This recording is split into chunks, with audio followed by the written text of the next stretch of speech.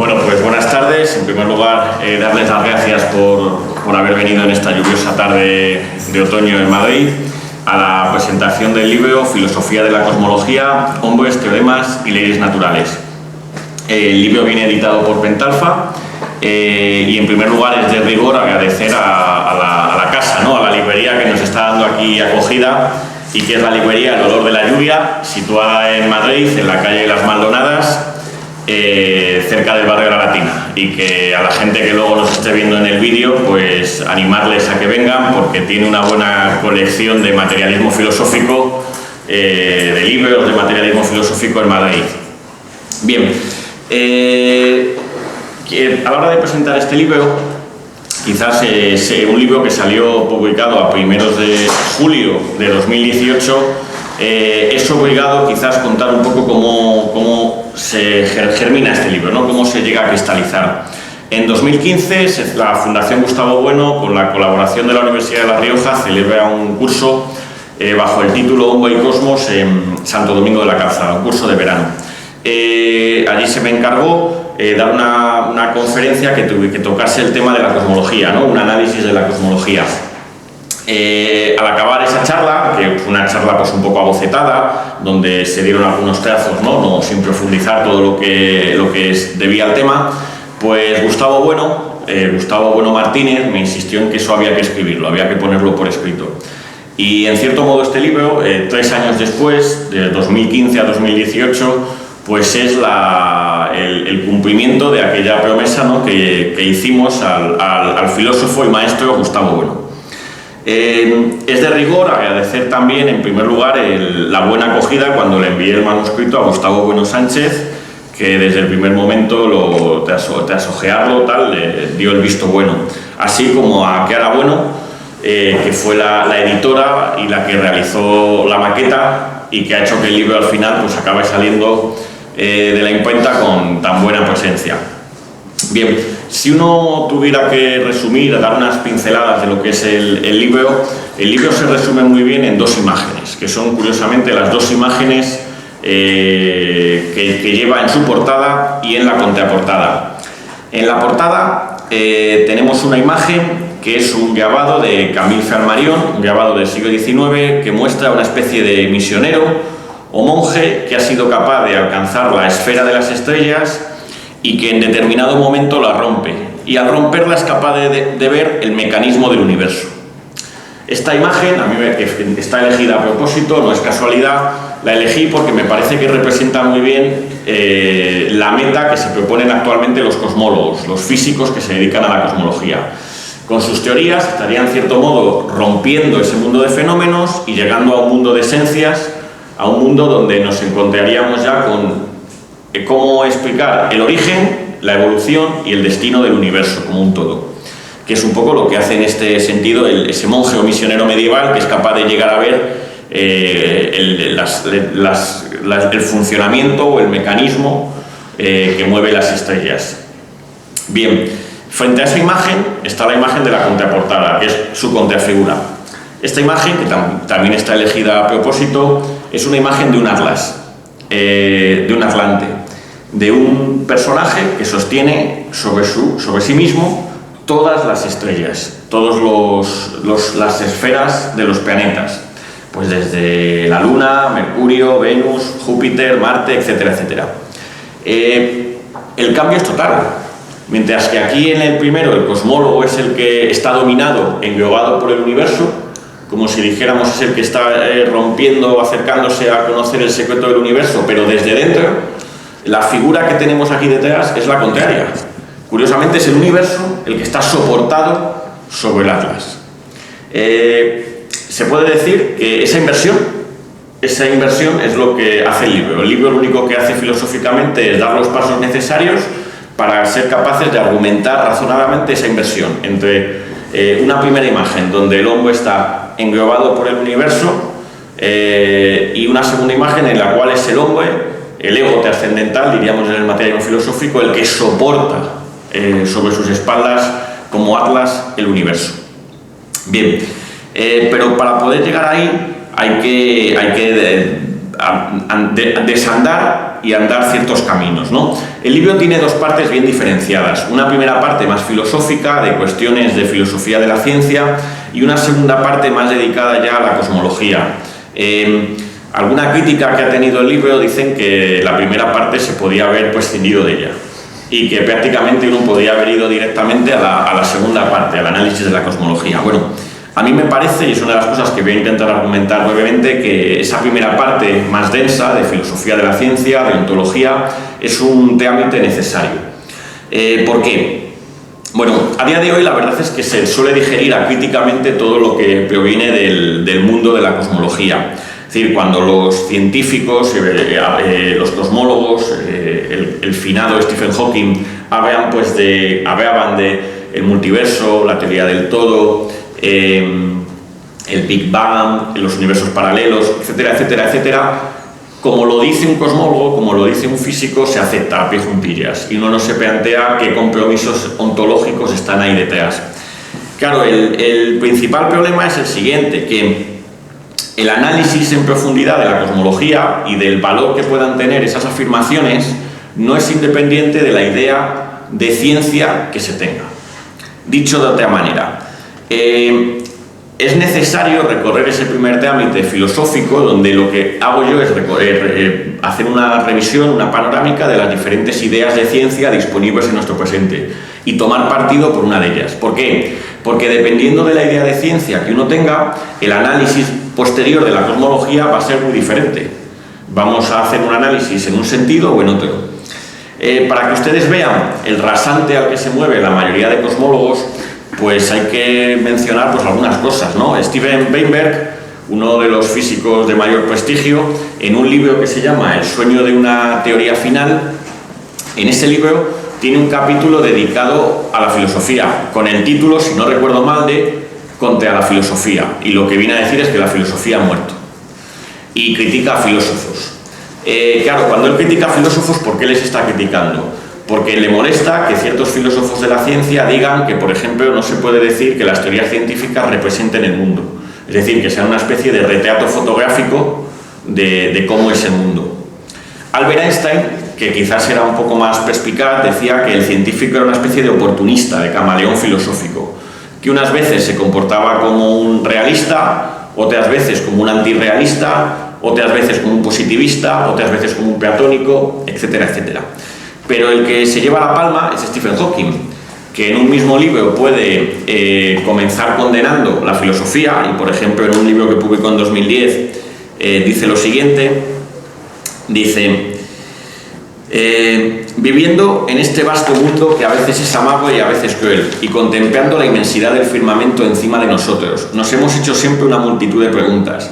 ¿Cómo podemos comprender el mundo en que nos hallamos? ¿Cómo se comporta el universo? ¿Cuál es la naturaleza de la realidad? ¿De dónde viene todo lo que nos rodea?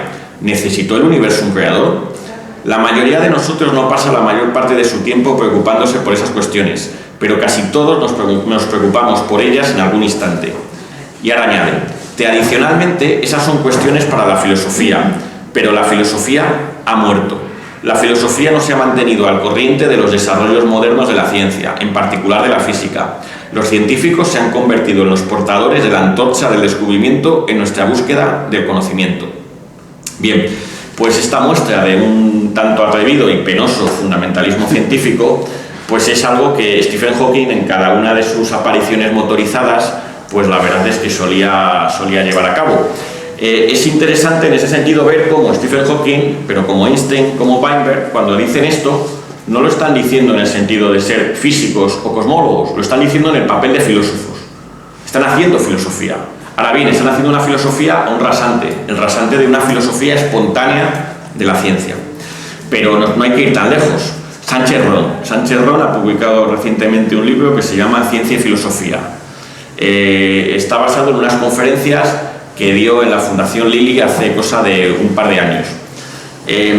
Merece la pena verlo, ¿no?, para que se vea también el rasante filosófico del que es uno de los grandes historiadores de la ciencia. Él dice que no es filósofo, pero luego hace afirmaciones pues como que la filosofía es la madre de la ciencia, que la filosofía a día de hoy prácticamente también ha muerto, o que ya no tiene ningún tipo de interés para la ciencia, salvo en las cuestiones de valores, de ética.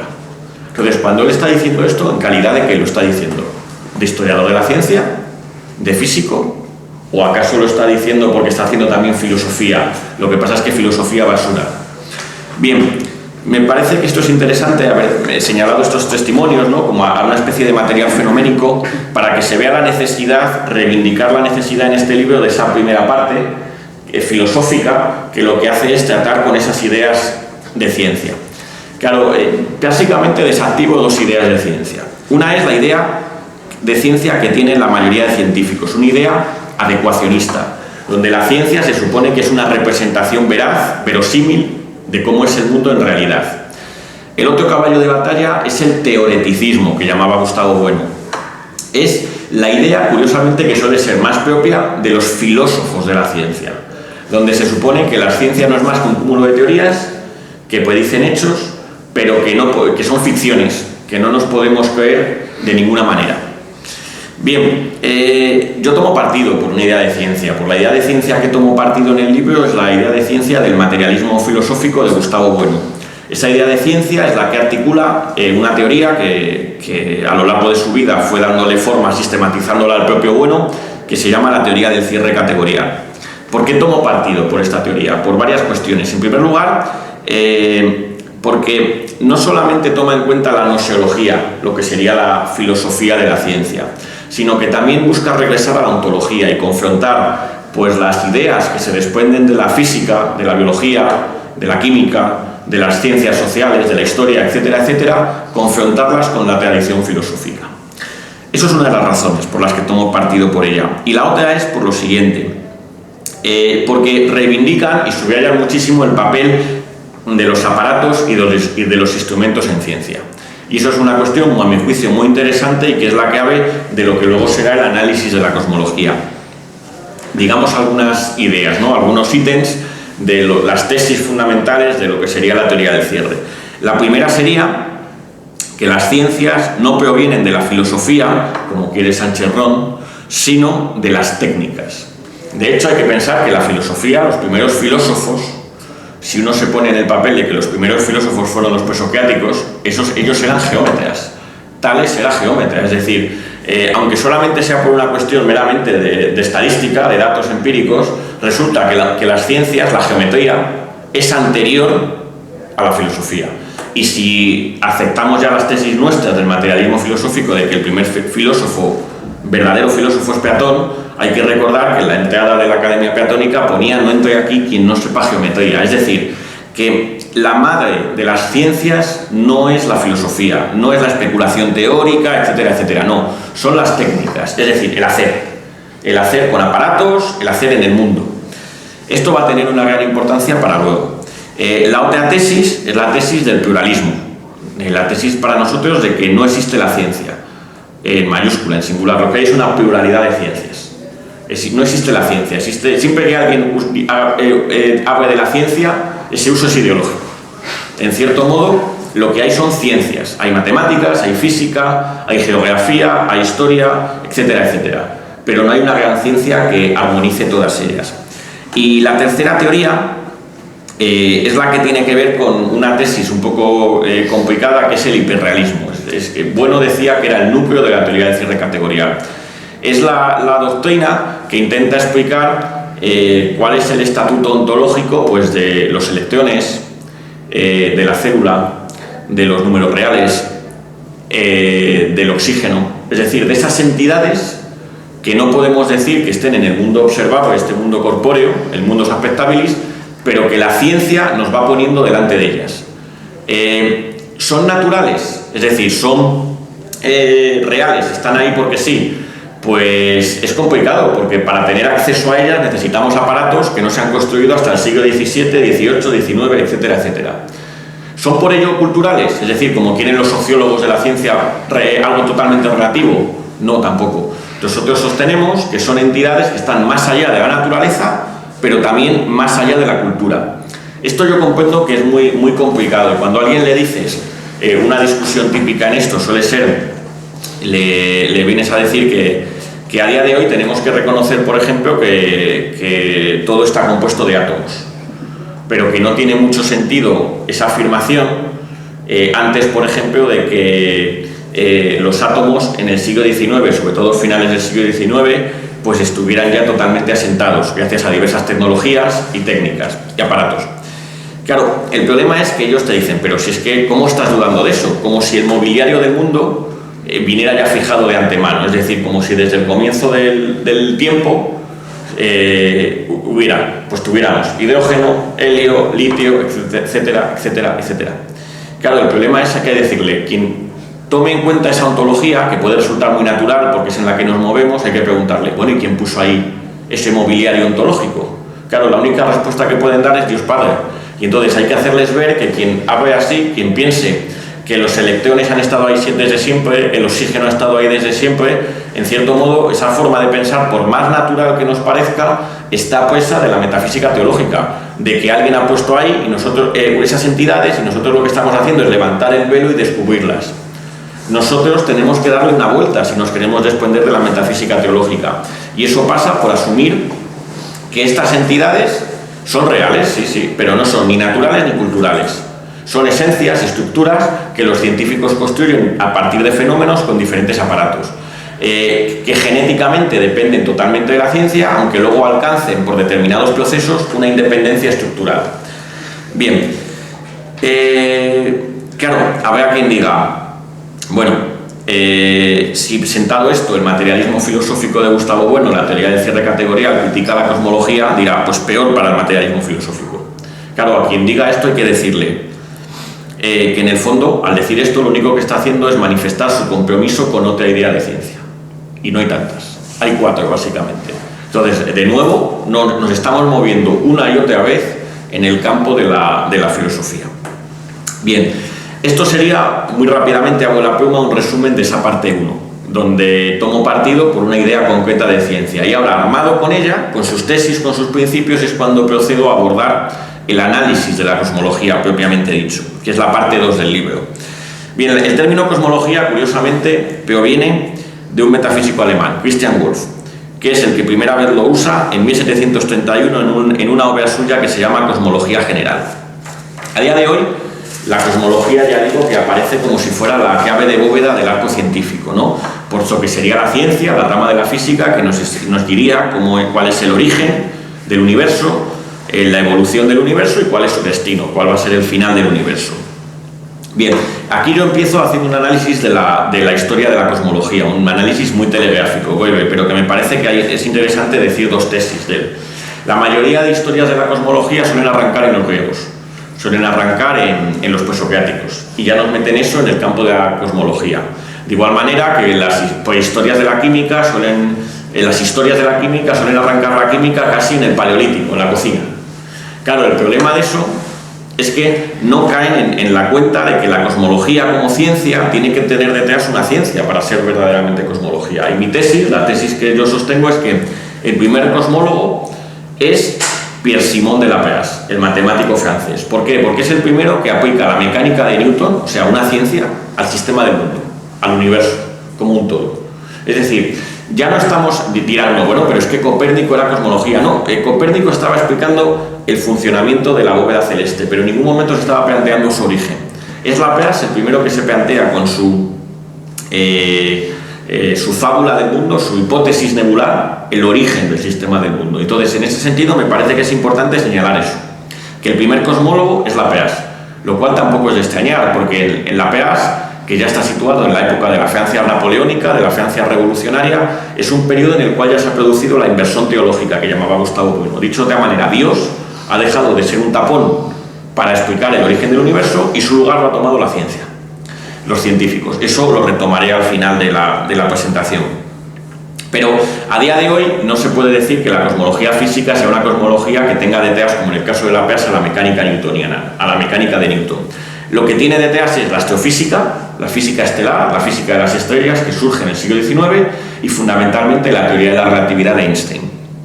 Bien, en el libro hago un análisis, una pequeña historia de la cosmología, pues por sus principales personajes, Lemaitre, Hubble, Gamow, Penzias, Wilson, así hasta llegar a Alan Guth, Linde, Wilhelm Kim, etcétera, etcétera. Me detengo también en reconstruir ciertos episodios, ¿no? Como cuando se dice, por ejemplo, que Hubble descubre la expansión del universo, y no. No. Hubble lo que observa es simplemente dos datos. Es que aquellas nebulosas que están a mayor distancia tienen un mayor corrimiento hacia el rojo de su luz. Simplemente eso. En puridad, eso es lo que observa. Lo que sucede es que luego un ayudante suyo, Milton Humason, interpreta el corrimiento al rojo usando el efecto Doppler como una velocidad de alejamiento. Hubble, hasta el final de sus días, dirá velocidad aparente. Dicho de otra manera, lo que me interesa hacer ver con esto es que cuando alguien habla de que si es que la expansión del universo es un hecho, no. Si uno mira con un telescopio no ve a las estrellas alejándose. Lo que ve es una determinada luz que adquiere una coloración, un color hacia el rojo. Y eso luego es lo que en cierto marco teórico, que es el de la teoría de la relatividad, se puede interpretar como un alejamiento, como una expansión del espacio-tiempo. Eso por un lado. El otro episodio histórico que me detengo en analizar es que los partidarios de la cosmología Big Bang suelen decir que Gamow predijo la existencia de una radiación de fondo, la que luego detectarían Penzias y Wilson. Pero si uno va a los artículos originales, lo que ve es que Gamow llega a hacer hasta 4 predicciones. En un lado 50 Kelvin, en otro lado 3 Kelvin, en otro lado 5 Kelvin, que fue la mejor, etcétera, etcétera. Y cuando un equipo de Princeton da una explicación teórica a la radiación que han encontrado de forma totalmente empírica y casual, Penzias y Wilson ni siquiera toman en cuenta los datos de Gamow. Y su mejor predicción, el mejor modelo teórico, arrojaba 8 kelvins. Es decir, que hay que ver cómo el folclore, la historia popular, suele ir modificando la lectura de la historia, como si dijéramos la historia la escriben los vencedores. La historia la escribirían en este caso la cosmología que ha vencido. Y entonces construye ciertos episodios que no son ni mucho menos tan claros. Bien, después de haber recorrido la historia de la cosmología, me detengo en analizar los problemas científicos que tiene abiertos y que no se suelen decir, pero que hay que señalarlos muy rápidamente. Son 4. En primer lugar, la cosmología necesita de 2 teorías físicas, que son la mecánica cuántica y la teoría de la relatividad. El problema es que se suele obviar que en esos momentos iniciales, supuestamente de cercanos a t igual a 0, el origen del universo, la teoría de la relatividad de Einstein y la mecánica cuántica no casan. Son 2 teorías mutuamente incompatibles. Es decir, que en el momento justo, en un entorno del Big Bang, resulta que las leyes de la física se evaporan. No tenemos leyes de la física. Segunda cuestión. Para que la cosmología Big Bang sea capaz de explicar la formación de galaxias y otras cuestiones, como la no existencia de monopolos magnéticos, el problema del horizonte y otras cuestiones más, tienen que recurrir a un mecanismo ad hoc que se llama la inflación. Se produce el Big Bang y de repente entre, no recuerdo muy bien, 10 elevado a menos 23 segundos y 10 elevado a menos 32, se produce el espacio, se estira, se infla exponencialmente. Claro, este mecanismo de la inflación de la que hablan los cosmólogos no hay ningún tipo de evidencia empírica. Simplemente es un mecanismo que se mete ahí porque soluciona problemas después. Pero claro, fíjense ustedes que ese tipo de forma de razonar, pues lo problemático que puede ser. Pero este tipo de forma de razonar, que en filosofía de la ciencia se llama abducción, tomando el término del filósofo de la ciencia y matemático Peirce, Charles Sanders Peirce, bueno, mejor dicho, Charles Santiago, como firmaba él, que firmaba en español, Peirce, que fue el que lo acuña, el término esta abducción, retomando lo de Aristóteles, ¿no? Este tipo de mecanismo también ha funcionado en cosmología para 2 tipos de conceptos que seguramente a todos les suenan, que son postular la materia y la energía oscuras. La materia oscura, como no se puede explicar bien cómo giran las galaxias, se ha llegado a postular que existe un tipo de materia oscura que explicaría esas curvas rotacionales atípicas que de otra manera no se podrían explicar. De igual manera, como tenemos cierto tipo de supernovas en los confines del universo, las supernovas de tipo 1A que se expanden demasiado rápido, los cosmólogos han postulado que tiene que haber una energía oscura que está tirando del universo. Ahora bien, ¿se saben los componentes de la materia y de la energía oscuras? No hay absolutamente ningún tipo de evidencias. Se han postulado porque resuelven problemas. Pero fíjense de nuevo el tipo de mecanismo con el que se está funcionando. No es nuevo la ciencia, pero no hay que olvidar que esto a veces no funcionaba. ¿Qué hacía Ptolomeo para ajustar los movimientos de los planetas? Meter círculos, epicícleos y más epicícleos, hasta que el sistema, acabado la Edad Media, para poder explicar el movimiento de los planetas observables a simple vista, tenía que recurrir a 80 epicícleos. Era un sistema totalmente caótico. Claro, ¿hasta qué punto no podemos descartar que la cosmología moderna esté siguiendo la misma senda que la astronomía tolemaica? Pero otro ejemplo más reciente, ¿no? Porque podría decir, bueno, pues esto es una cosa de la ciencia medieval y la ciencia moderna no tiene nada que ver con esto. Se podría decirlo, hay que recordar que durante el siglo XIX, en 14 ocasiones, se descubrió un planeta que estaba entre Mercurio y el Sol. Ese planeta es Vulcano. A día de hoy sabemos que Vulcano no existe. ¿Qué pasa? Mercurio tiene un movimiento en su perihelio que Newton era incapaz de explicar. Son los famosos 14 segundos de arco por siglo que explicaría después Einstein. Claro, una forma de explicarlo era postular que entre Mercurio y el Sol había un planeta muy pequeñito que era el que causaba esas perturbaciones en Mercurio. Lo mejor es que los físicos newtonianos lo postularon, y lo más gracioso del caso es que lo descubrieron hasta en 14 ocasiones. Hasta en 14 ocasiones astrónomos, sobre todo franceses, vieron Vulcano. A día de hoy sabemos que Vulcano no existe, y lo que sucedió es que se abandonó totalmente la mecánica newtoniana en el ámbito del universo, del sistema solar y de los objetos galácticos, y se empezó a usar otra teoría, que es la teoría de Einstein, que sí que es capaz de explicar ese hecho. Y finalmente, toda la cosmología se apoya en un principio. Ese principio es el principio cosmológico. Para poder resolver las ecuaciones de Einstein es necesario asumir que el universo es simétrico y uniforme, dicho en términos matemáticos. Los físicos dirían que es homogéneo e isótropo. Eso es lo que permite que las ecuaciones se puedan resolver. Pero claro, ¿qué nos garantiza a nosotros que estamos en un universo que tiene tan buenas propiedades? O dicho de otra manera, por decirlo con Leibniz, ¿quién nos garantiza que estamos en el mejor de los mundos posibles, ¿no? Las evidencias hacia el principio cosmológico las hay, pero no son ni mucho menos concluyentes.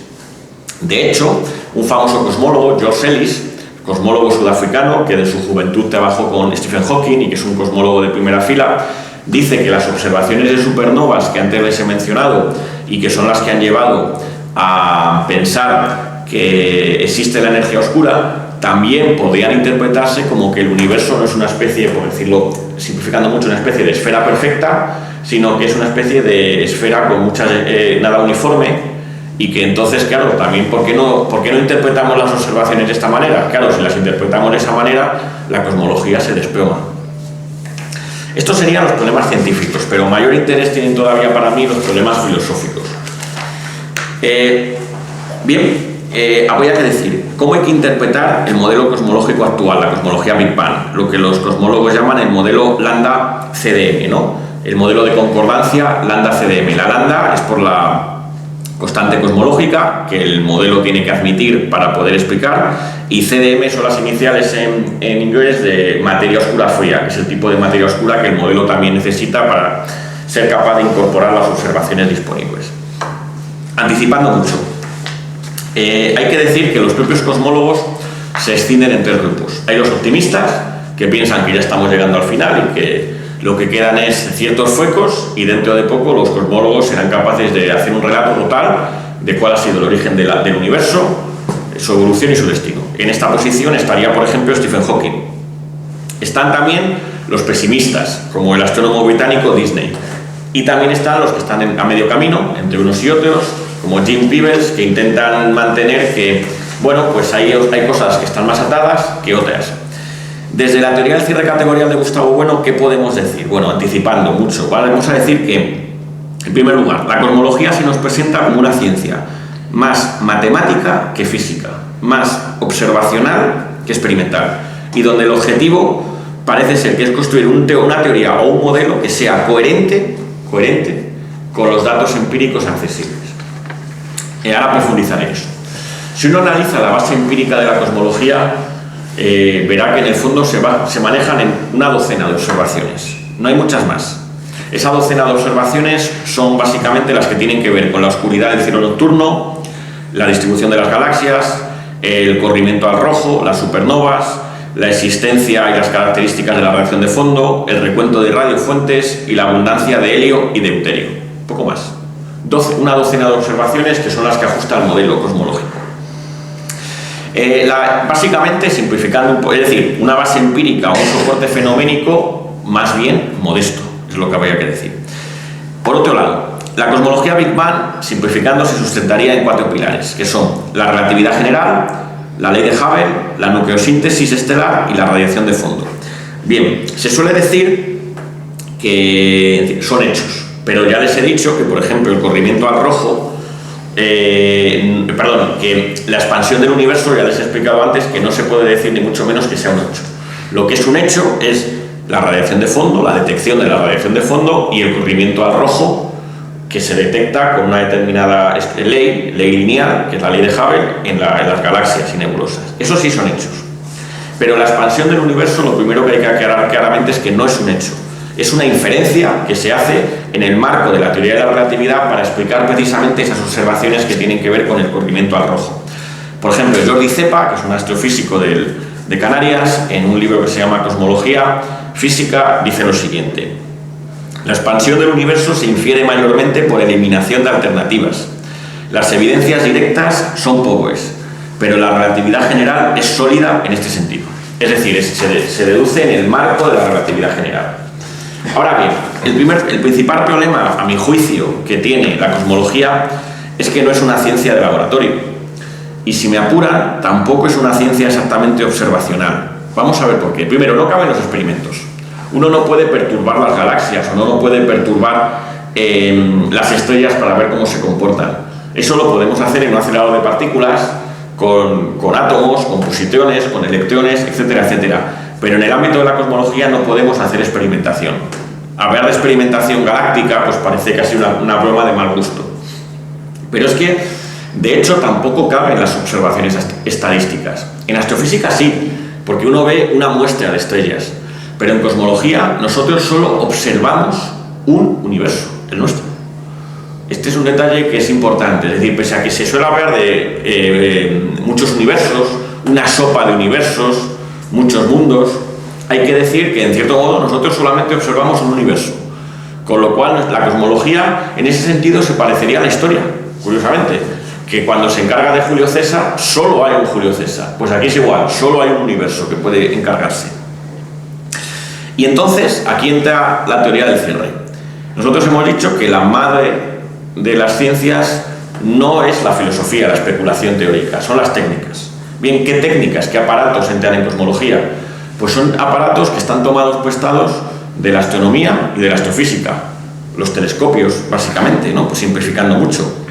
El problema es que mientras en la astronomía, a través de un telescopio, uno puede proyectar la luz de los planetas y luego sobre el papel resolverla matemáticamente y decir los planetas se mueven en elipses keperianas. Por cierto, las elipses keperianas, esto es una tesis fuerte de Gustavo Bueno, no están en el cielo. Donde están las elipses es en el papel. Es cuando las diferentes posiciones que hemos medido se resuelven con las cónicas de Apolonio, se intersecan y entonces resulta que ambos cursos, el curso de los datos y el curso de una cónica matemática, engarzan. En ese sentido hay que insistir en esto. Las elipses, las órbitas planetarias, donde están es en el papel. Nunca nadie ha visto una elipse en el cielo. En el caso de la astrofísica es algo parecido. La luz de las estrellas, a través de los espectrómetros, nos permite encontrar la huella digital, el espectro lumínico de las estrellas. Pero en el caso de la cosmología, ¿cómo va a caber el universo a través cómo va a caber, ya digo, a través de la abertura de un telescopio del universo? No cabe. Sería como aquello que decía David Boiano, de que pase por la cabeza de una aguja un camello. Es imposible, es igual aquí. Lo que se está haciendo es observar ciertas partes que luego se intentan integrar en un todo que sería el cosmos, pero ese cosmos no se está observando en ningún momento. Claro, esto es importante. Hay que hacer ver que, en primer lugar, ese cosmos, ese universo del que habla la cosmología es una construcción, no es algo que se observe. En todo caso, lo que nosotros observamos es el universo observable en nuestro espectro y dentro del cono de luz, de la luz que podemos recibir. Pero claro, si hay regiones cuya luz nunca nos va a llegar, si aceptamos la teoría de la relatividad. Por lo tanto, hay que decirlo primero, que nunca la cosmología puede ser una ciencia observacional del cosmos. Observa una región muy pequeña, que es el universo observable, y dentro de ese cono de luz hasta cierta parte, ¿no? Hasta la radiación de fondo, porque más allá no puede llegar nada. Bien, dicho esto, conviene insistir en una idea, y es esta: que lo que yo estoy transmitiendo aquí, esta crítica que estoy haciendo a la cosmología, tampoco es algo nuevo. A finales del siglo XIX, como entre nosotros ha señalado muchas veces Íñigo Ongay, es la crítica que Ernst Mach hizo a la cosmología newtoniana. Mach, el gran físico y filósofo, decía: la mecánica newtoniana es una mecánica de sistemas artificiales, la máquina de Atwood, sistemas de poleas, etcétera, etcétera, o sistemas naturales que por analogía se intentan entroncar con sistemas mecánicos. Pero claro, no se podía aplicar como la mecánica newtoniana al universo como un todo, porque el universo como un todo no es un mecanismo, no es una máquina. De cierto modo, es lo que nosotros también estamos intentando decir, señalar ese cuidado que hay que tener.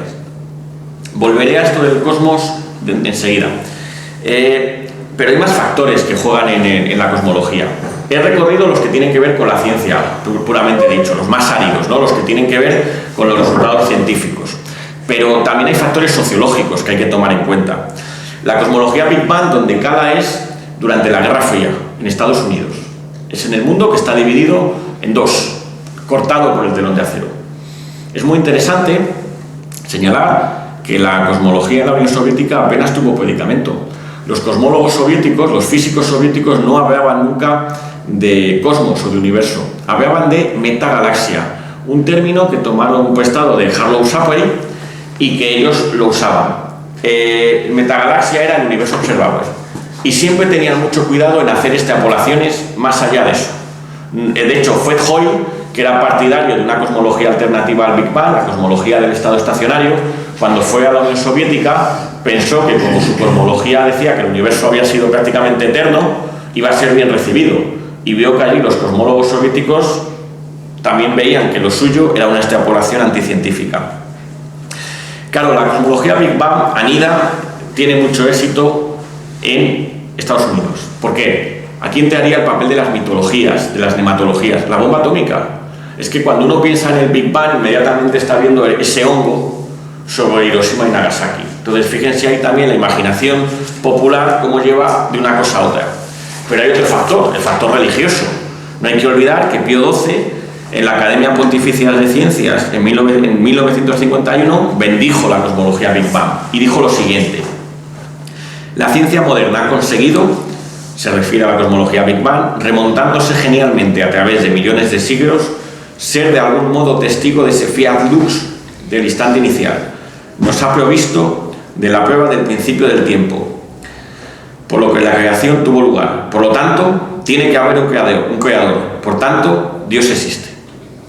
Claro, Fred Hoyle, que era el enemigo de la cosmología Big Bang, cuando leyó estas declaraciones del Papa, dijo: ¿pero qué clase de teoría científica, la teoría del Big Bang, es esta que fue concebida por un cura, Lemaitre, y bendecida por un Papa? De hecho, a día de hoy, pese a que en el imaginario colectivo, pues gente de izquierdas, ¿no?, desde el progresismo piensan que la cosmología Big Bang es lo que ellos defienden y que eso les diferencia de la Iglesia acepta totalmente la cosmología Big Bang. Benedicto XVI dijo: la física y la biología, las ciencias naturales en general, nos han proporcionado un nuevo, inaudito relato de la creación, con grandes y nuevas imágenes que nos dejan reconocer el rostro del Creador. Y el Papa Francisco, hace no mucho, decía que la cosmología Big Bang no contradice a Dios, sino que lo exige. Bien, metodológicamente hay un detalle importante que también tiene que ver con la consolidación de la cosmología Big Bang en Estados Unidos. Y es que la forma de entender la ciencia y qué es buena ciencia y qué es mala ciencia se ve muy influida por Popper. Karl Popper, su idea del método hipotético deductivo, de que el científico elabora teorías y que luego hace un experimento y que si el experimento se acepta no refuta la teoría, seguimos manteniendo la teoría, ese tipo de concepción cala profundamente en los cosmólogos.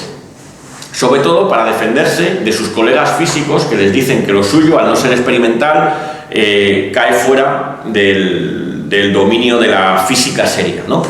De hecho, Hermann Bondi fue el primero que introdujo a Popper como arma, como escudo, frente a sus colegas que hablaban, pues, por ejemplo, con Dinger en los años 30 de una cosmomitología. Claro, lo más gracioso del caso es que el propio Popper tiene cartas en los años 90 donde dice que la cosmología no le parece una ciencia, por cuanto requiere de una cantidad intolerable de hipótesis auxiliares. Claro, ¿hasta qué punto se pueden refutar teorías como las del multiverso, la inflación o el principio anteópico? Pues es muy complicado pensar que se puedan refutar. De hecho, hay un cosmólogo a día de hoy muy en boga, Max Tegmark, que imagina que no solamente hay infinitos universos, es decir, que no solamente nosotros estamos ahora mismo en infinitas librerías el olor de la lluvia contando esto mismo, ¿no? Sino que además de todo eso hay infinitos universos matemáticos, simplemente de objetos matemáticos.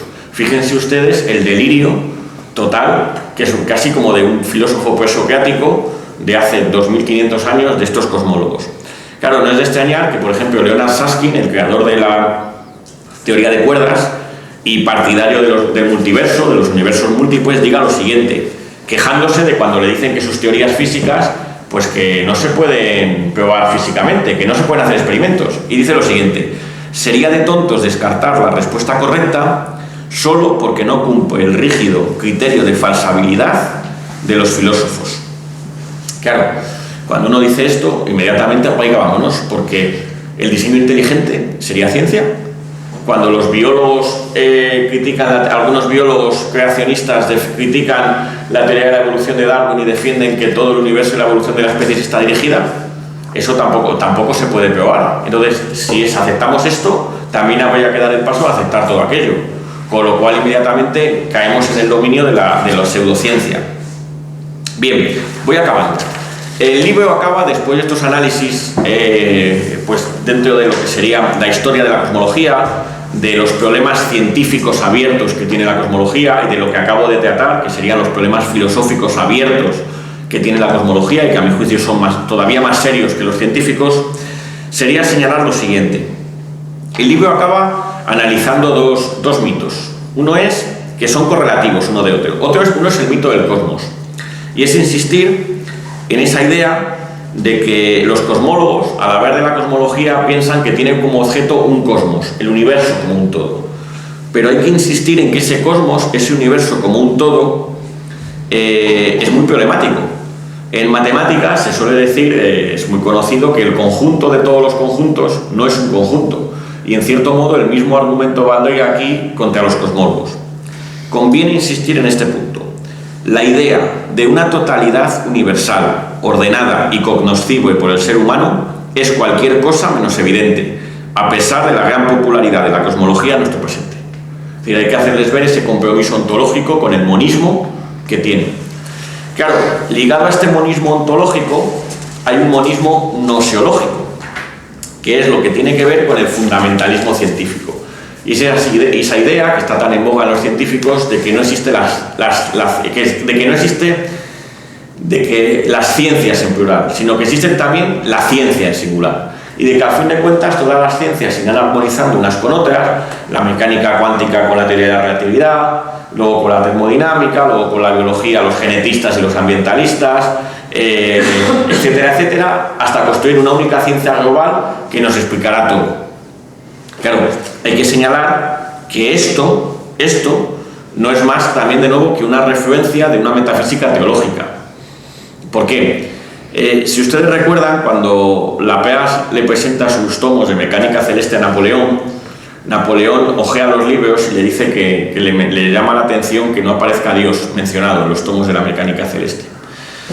Claro, estamos ya en el momento en el cual la inversión teológica se ha consolidado. Y Descartes le dice, no me ha hecho falta esa hipótesis. Laplace le dice, no me ha hecho falta esa hipótesis. Un Laplace que había escrito lo siguiente en su ensayo filosófico, en su exposición del sistema del mundo. Había dicho lo siguiente: el geómetra abraza hoy en sus fórmulas el conjunto del sistema solar y sus sucesivas variaciones. Abarca en sus fórmulas de una sola mirada tanto los estados pasados como los estados futuros del sistema.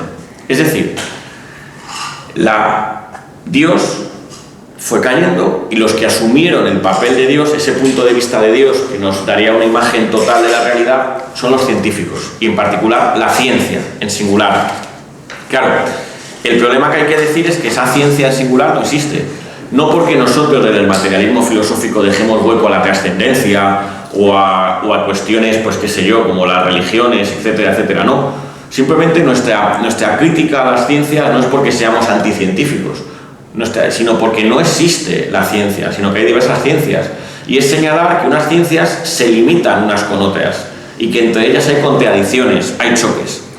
Claro, uno dirá, no, es que al final se podrá explicar todo con una única ciencia. Claro, la pregunta es, ¿con cuál? ¿Podrá explicar la física algún día el surgimiento de Podemos? Es decir, o qué sé yo, dirán, bueno, sí, porque la política se reducirá a sociología, la sociología a psicología, la psicología a biología, la biología a química, la química a física, y entonces ya la física a cosmología, y la cosmología nos explicará hasta por qué, qué sé yo, hasta por qué se produjo el intento de golpe de Estado en Cataluña, ¿no? Entonces hay que ver que este tipo de saltos, que son muy típicos de los científicos, pues hay que cortar de raíz, y que eso en el fondo no es más que una mitología, y que a día de hoy esos reduccionismos no se pueden ni mucho menos dar. Entre otras cosas porque desde nuestro punto de vista materialista, la topología de las categorías científicas no es lisa, no es armónica, sino que hay solapamientos, hay pliegues, etcétera, etcétera.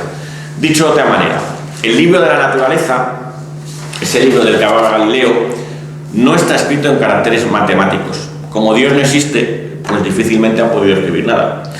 Sino que son los propios científicos los que han escrito algunas de sus hojas usando caracteres matemáticos, generando con ello, más que un libro acabado y completo, una especie de palimpsesto, donde unas veces se encuentran páginas borradas o raspadas sobre las que se ha reescrito, y otras veces faltan páginas o están directamente en blanco. He dicho.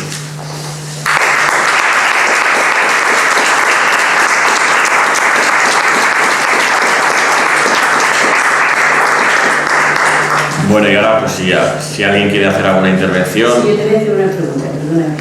Me ha llamado mucho la atención porque yo creía que los científicos, digamos que la existencia de Dios estaba como, o sea, total, no que era total. Y me ha llamado la atención cuando has dicho lo del helio, que efectivamente dices, a ver, esto existe, o sea, esto está aquí, ¿quién lo ha creado, no? Digamos que has metido ahí a Dios. Y yo quisiera saber qué piensas tú al respecto de ese tema. Bueno, hay que decir que con respecto a la cosmología Big Bang, muchos cosmólogos, Penzias y Wilson eran creyentes, los que recibieron el premio Nobel por la radiación de fondo, Smoot, también llegó a decir una frase, algo así como que cuando un cosmólogo ve la radiación de fondo está viendo la cara de Dios, o algo así vino a decir. Es decir, que hay ciertas conexiones de la cosmología con la religión muy fuertes. Hay otros cosmólogos, ahora vuelvo a lo que pienso yo, pero hay otros cosmólogos, los partidarios del multiverso, que lo que hacen es lo siguiente. Resulta que vivimos en un universo en el que hay vida, y por lo que sabemos no hay vida a día de hoy más que en la Tierra. Eso es muy raro. ¿Cómo es posible que se den las condiciones para que en esta zona del universo o en este universo haya vida? Eso es lo que tiene que ver con el tema del principio anteópico.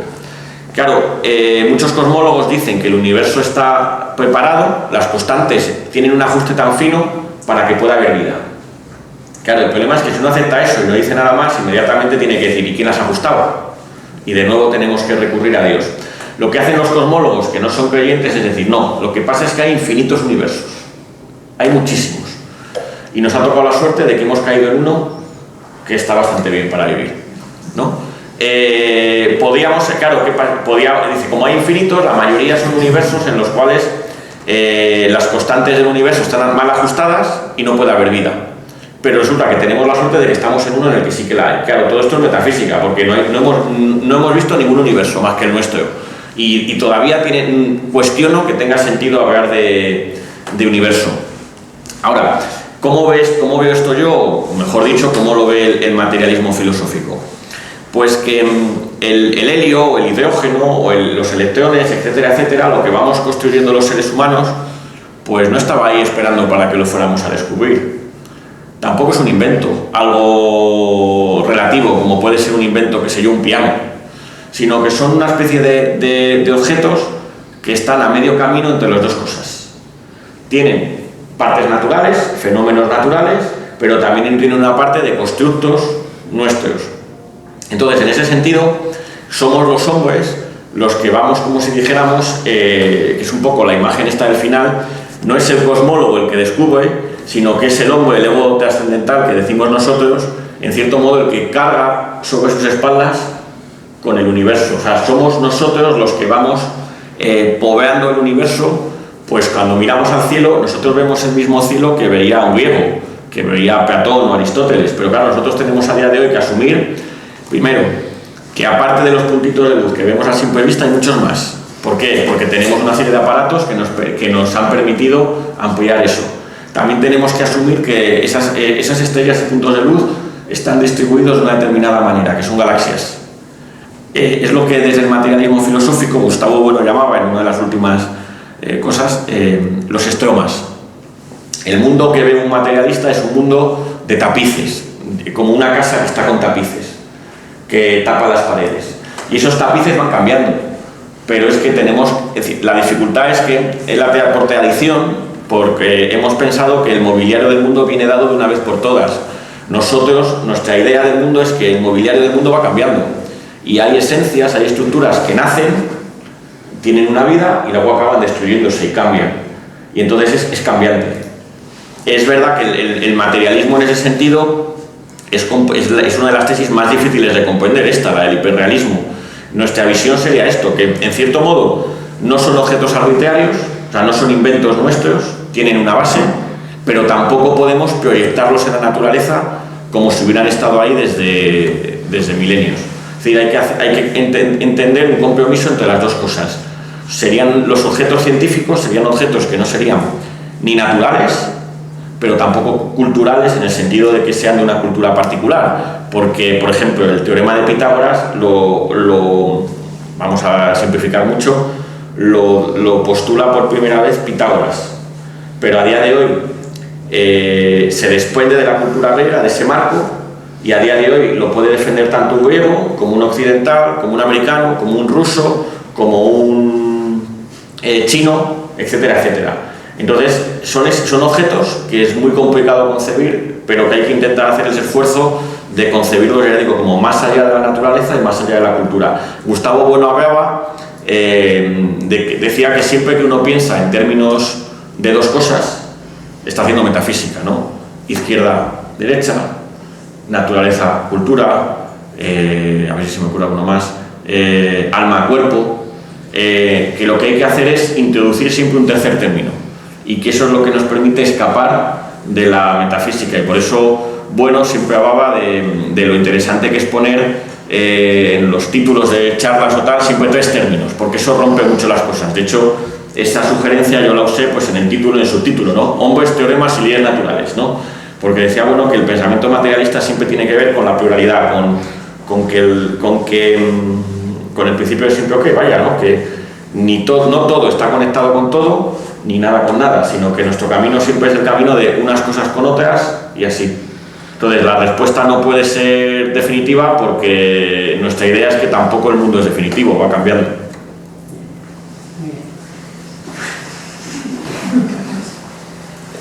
Bueno, una cosa que me ha sugerido la charla, que bueno, enhorabuena por la publicación del libro y por la charla también, que siempre son muy elocuentes sus exposiciones y muy nítidas, muy claras, ¿no?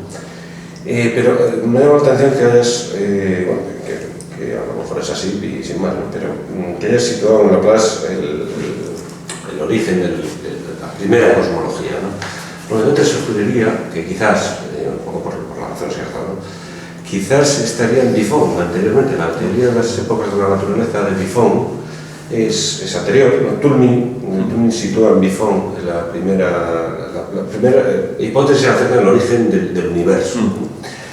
Bueno, los mecanismos que utiliza Buffon son las técnicas, aquí se ve muy claro, ¿no? Las técnicas de siderúrgicas, que Buffon utiliza pues, unos mecanismos. Bueno, yo tengo un artículo en el que pasa ahí hablando de todo esto de las épocas de la naturaleza, no voy a hablar de aquí.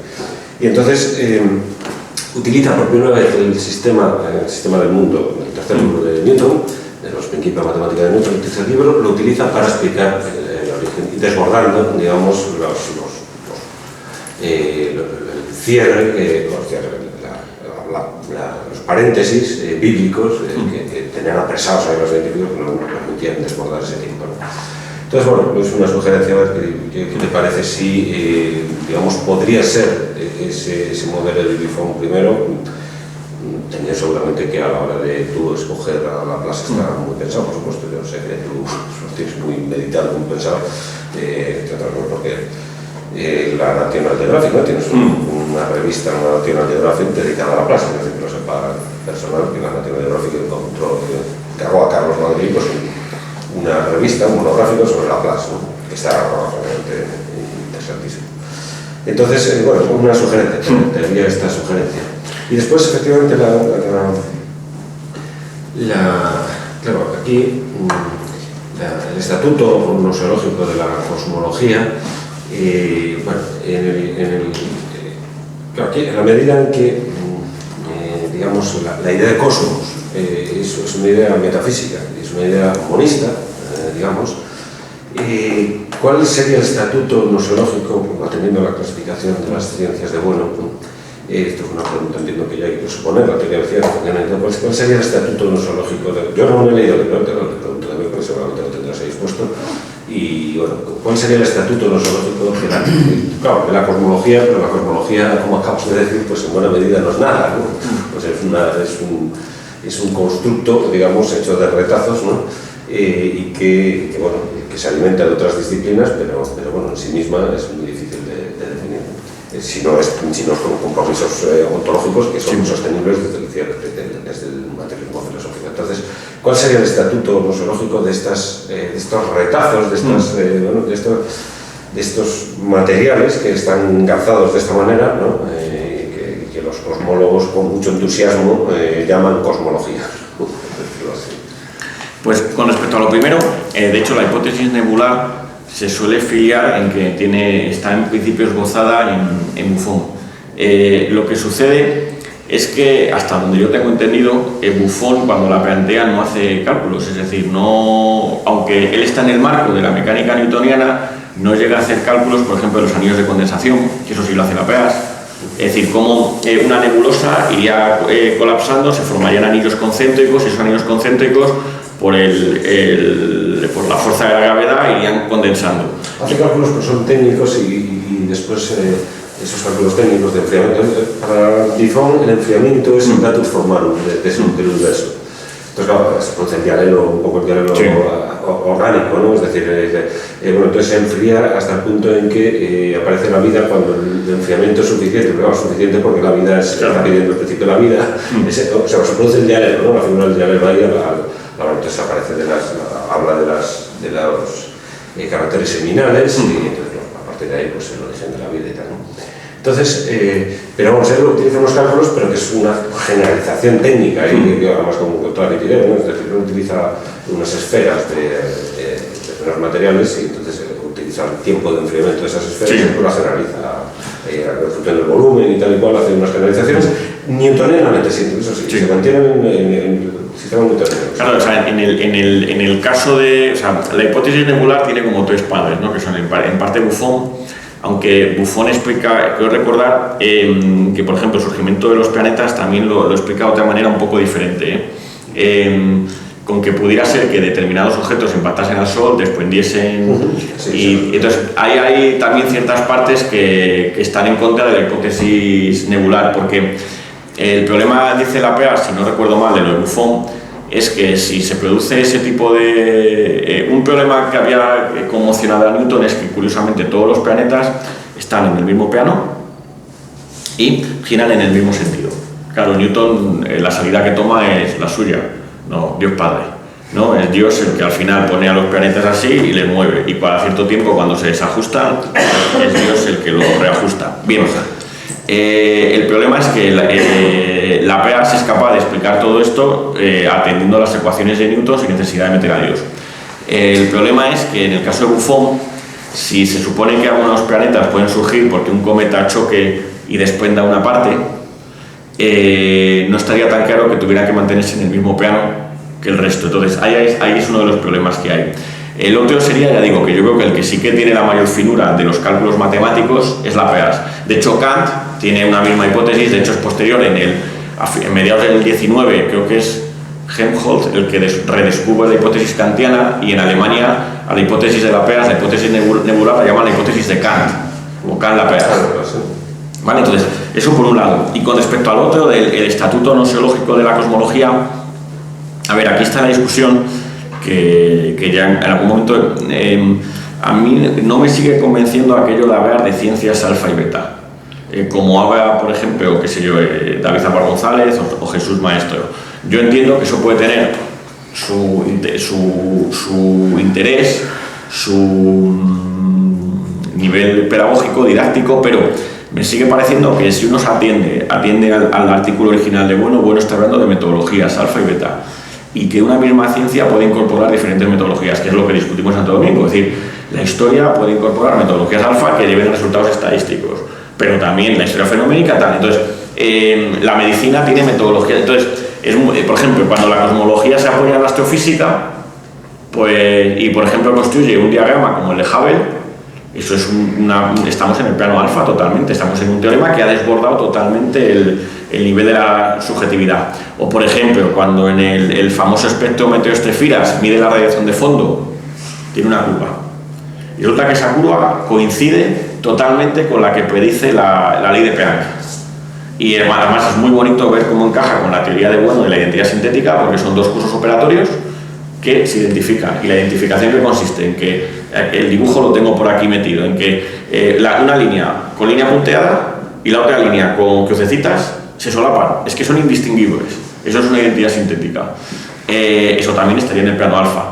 Claro, el problema es que ya cuando tenemos cuestiones como el principio anteópico, que ya depende del hombre, ya estamos confinados en un plano beta. Ahí ya no podemos segregar al hombre. Resulta, y de hecho es que hay cosmólogos como Weinberg que apelando a que aquí está el hombre, hacen predicciones para los valores de las constantes físicas. Claro, ese argumento ya depende totalmente de la presencia del sujeto operatorio en el campo de la cosmología. Entonces ya estamos allí en un plano beta. De hecho, es curioso, para ver un poco más la conexión con ese plano beta, ¿no? Que muchas veces se diga, y esto te lo escuché a ti una vez, que se diga que la historia es muy especulativa, ¿no? Que lo diga la gente que son de ciencias de física y tal, ¿no? Cuando uno dice, pero coño, si la cosmología es más especulativa casi, que aspira con un par de decenas a explicarnos no ya la historia del Imperio Romano o del Imperio Español, sino de todo el universo, ¿no? Es muchísimo más especulativo. Entonces hay que discernir por otro lado, ¿no? Entonces eso sería un poco lo que se me ocurriría así comentarte. Precisamente, enlazando con la primera cuestión de Pedro, a mí también me ha sorprendido esa delimitación que hace, ¿no? A partir de Laplace, pero incluso yo lo complicaría más. Me parece complicado el delimitar una diferencia entre cosmología como tal y casi las cosmovisiones que aparecen en cualquier manual de bachillerato, ¿no? Y partir la materia, pues claro, tengo que probar la cosmovisión antigua, la moderna y la contemporánea. Y claro, me parece complicado el delimitar una frontera entre cosmovisiones, cosmovisiones míticas, digamos, o a lo mejor fenoménicas, que es precisamente la remoderna, y la cosmología, digamos, moderna a partir de la ciencia. Entre otras cosas por lo que tú has comentado. Tú has relacionado la cosmología moderna con, por ejemplo, Ptolomeo, ¿no? Y cómo la trayectoria de la cosmología iría por ahí. La has conectado también incluso con los presocráticos. Acabas de terminar de titularla finalmente ahora, ¿no? Al decir que, bueno, que mayor mitología, ¿no? Que la cosmología actual, difícilmente, ¿no? Entonces, por eso me parece muy complicado, establecer la frontera. Pero no sé si lo podías a lo mejor precisar un poco más. Y luego una segunda cuestión tiene que ver con la portada y contraportada, porque a mí lo que me sugiere, pero es verdad que luego la interpretación que uno puede hacer, ¿no? En la portada es verdad que la imagen sería la de la cosmología moderna que quiere atrapar efectivamente el mundo, que es un tipo de reduccionismo. Pero claro, la contraportada no aludiría, en gran medida también se puede interpretar así, a otro reduccionismo muy contemporáneo, que es el del esferocentrismo, ¿no? O también la neurología. Me parece que además a mí me recuerda esto a la caña pensante de Pascal, ¿no? Yo soy la caña pensante y el mundo, ¿no? Entra dentro de mí, pero al mismo tiempo yo estoy dentro del mundo. Y parecería que hay una dialéctica ahí difícil, aunque tú mismo has dado una cierta salida, ¿no? Que sería este tercer elemento, que está en tu subtítulo en el fondo, ¿no? Pero bueno. Con respecto a lo primero, yo los dos criterios que manejo es el siguiente. Primero, para que podamos hablar de cosmología hay que hablar de origen del cosmos, ¿no? Entonces, y luego, para que se pueda hablar de cosmología, yo añado el adjetivo en el libro cosmología física o científica. Es que tiene que estar, otra cosa es EMIC, ¿no? ETIC ya veríamos si lo consiguen o no. El apoyo tiene que ser una ciencia categórica. Entonces uno podría decir, a mí la duda se me planteó más que con las cosmovisiones con Copérnico o con Ptolomeo, pero claro, ellos en ningún momento se están planteando el origen del mundo, por eso lo descarté. ¿Cuándo se puede decir que el origen del mundo pero ellos sí que están apoyados en una ciencia, que es la geometría?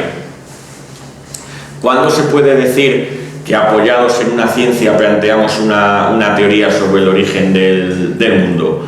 Pues yo creo que es cuando se produce la inversión teológica, Dios deja de ser ese tapón y entonces se puede hacer, que es con la mecánica newtoniana, pero ya en el caso, ya al final de la ilustración con la Laplace. Entonces mis dos criterios serían que se esté elaborando una teoría, una hipótesis sobre el origen del mundo, en primer lugar, y en segundo lugar, que esa hipótesis se plantee formalmente apoyándose en una ciencia, que en este caso es la mecánica newtoniana. Otra cosa es hasta dónde puede llegar eso. De hecho, el propio Laplace plantea la hipótesis del sistema del mundo, pero él mismo sabe que en toda su obra, en la exposición del sistema del mundo, hay un punto de fuga, que son las estrellas, las galaxias. De esas no sabe casi nada.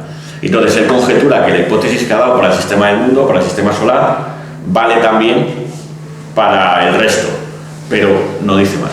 Entonces, yo sería esos dos criterios.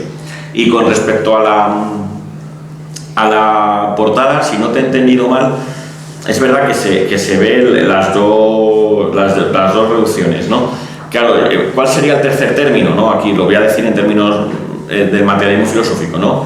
Tenemos por un lado, en los dos, AMI, el mundo anteópico, ese mundo, mundus aspectabilis, ¿no? Con sus géneros de materialidad, el ego trascendental, que podríamos ver simbolizado ahí. Aquí también tenemos MI, el ego trascendental, y el tercer término a incluir, que no lo he mencionado, pero era bueno por no complicar, es M, ¿no? La materia ontológico general, ¿no? Que sería la que nos pondría en guardia tanto, porque es verdad que una lectura que uno podría hacer aquí es decir, esta es la lectura que haría, que sería un cosmólogo actual, ¿no? Y esta sería la que haría, que sería un kantiano, un idealista, un sociólogo de la ciencia, que en el fondo son, decir, no, todos son construcciones nuestras, los quarks son construcciones nuestras. Claro, el problema es que aquí habría que meter un tercer término ontológico que sería M, que señalaría, ojo, que estos círculos concéntricos no tienen radio infinito, no son capaces tampoco de abarcar todo. Entonces sería un poco esa la línea que yo, o sea, ciñéndome a las coordenadas del materialismo, la que yo señalaría. Sí, bueno, entiendo. La idea de M rompe absolutamente la idea de cosmos, la idea del todo universal, de la aplicación de la idea del todo que sature, digamos, sería una especie de revival del ser, del Parmenides, algo así. Es decir, la idea en el fondo positivista radical, ¿no? de la ciencia, digamos, saturando el universo. Sí.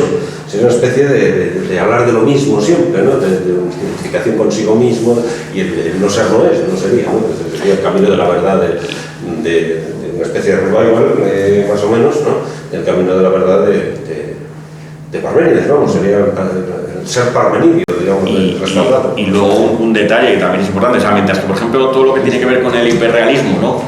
De donde yo más he bebido es del tomo 3 de la teoría del cierre, que para mi juicio es el tomo, es el pilar. Todos están apoyados a mi juicio sobre el tomo 3, ¿no? Que es el fundamental a mi juicio de la teoría del cierre. La teoría de los todos y las partes, que está en el tomo 2, bueno, hace un comentario muy interesante y dice, es que nuestro manejo de las ideas de todo y parte viene a través de las técnicas, y esos todos y partes, nuestras ideas filosóficas de todo y parte, provienen de una escala corpórea, donde un todo siempre está a su vez limitado por otros. Es decir, yo formo un conjunto de cosas, pero dejo algunas fuera, no todas han enteado. Entonces, claro, el problema es que cuando uno esa idea la intenta llevar hacia infinitum, voy a meter en ese conjunto más y más y más. Está totalmente rompiendo la escala de la teoría de los todos y las partes. Un todo, para ser todo, tiene que tener partes, pero también tiene que dejar algo fuera. Entonces, claro, esa teoría de teoría materialista de los todos y las partes, pues rompe también totalmente eso, la idea del cosmos. Yo, que sí me leí el libro, tengo... Es que me ha costado, por eso lo digo. Quería saber un poco, ahondando en esa primera crítica que tú mismo has dicho que te han hecho. Yo soy bastante neófito en la teoría categorial y en el materialismo filosófico, y sí que es verdad que me ha dado la sensación de que la segunda parte no requiere estrictamente de la primera para no solo entenderse, sino apoyar, fundamentarse incluso. Y es decir, la debilidad o no que tiene la cosmología como ciencia o como,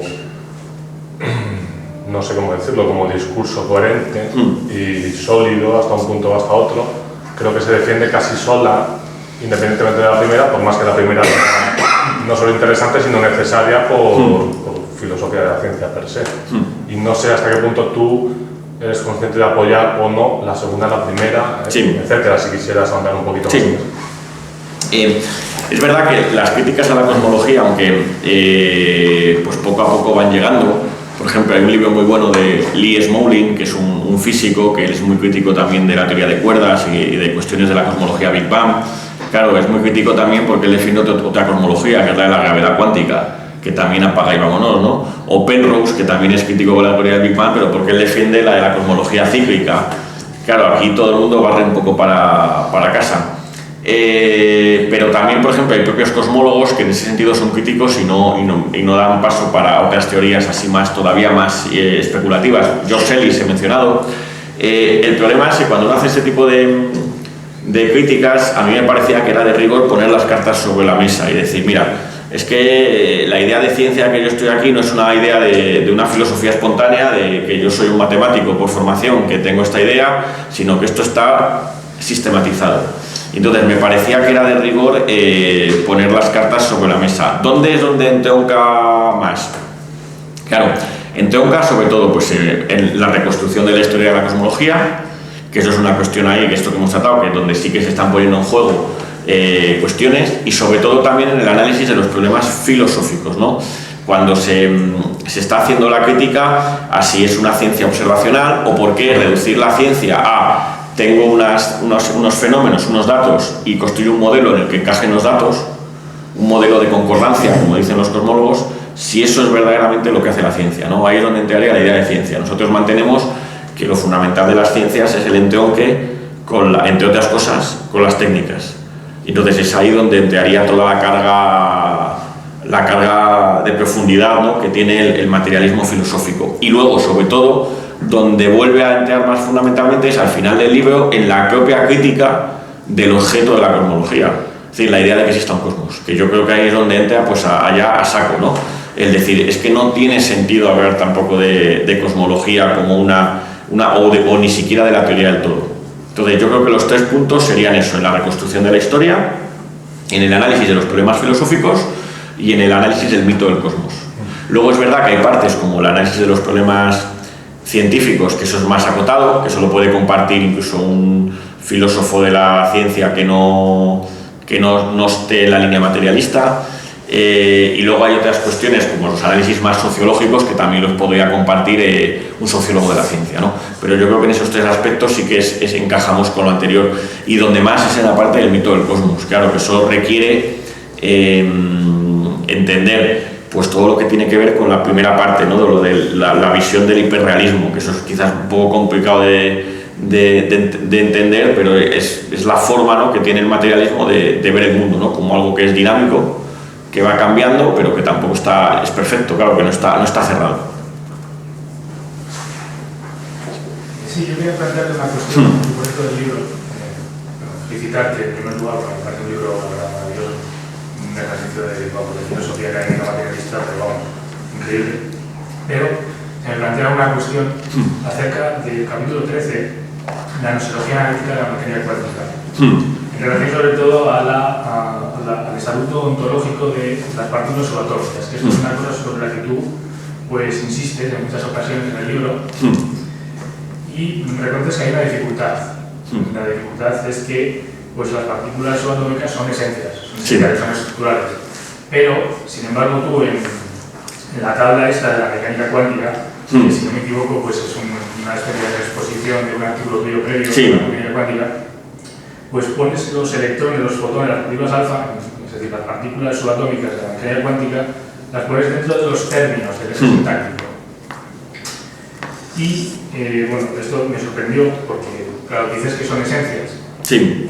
Pero, sin embargo, los pones dentro de los términos. Y tú reconoces esa dificultad, luego en un pie de página, en la página 193, dices nos encontramos aquí, sin embargo, con la cuestión de la materialidad de los objetos cuánticos que no es baladí. En cuanto no son referenciales, sino esencias, la materialidad de las partículas cuánticas ha de ser terciaria y no primaria. Pero es cierto que esto resulta, cuando menos, sorprendente. Y tú apuntas una posible solución. Una posible solución, se me ocurre, es recordar que los géneros de material no pueden hipostasiarse, porque dos están en sinexión con todos, es decir, las esencias terciogenéricas están ensortijadas o integradas con los grupos primogenéricos. Bueno, lo que yo quería plantearte es las esencias, efectivamente, no pueden hipostasiarse y tienen que tener referenciales fisicalistas, pero los términos, tal y como yo entiendo la teoría de física memorial, tienen que tener referencia fisicalista, ellos mismos.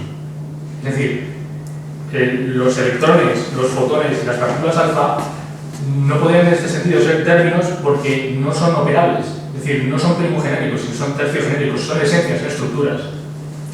Y en ese sentido, la solución que tú das me parece que, bueno, puede valer, pero entonces habría que poner dentro de los términos, dentro de esta casilla de los términos, no tanto a los electrones, los fotones y las partículas alfa, que tendrían que estar dentro de la casilla de las esencias, sino a las marcas simbólicas asociadas a esos términos.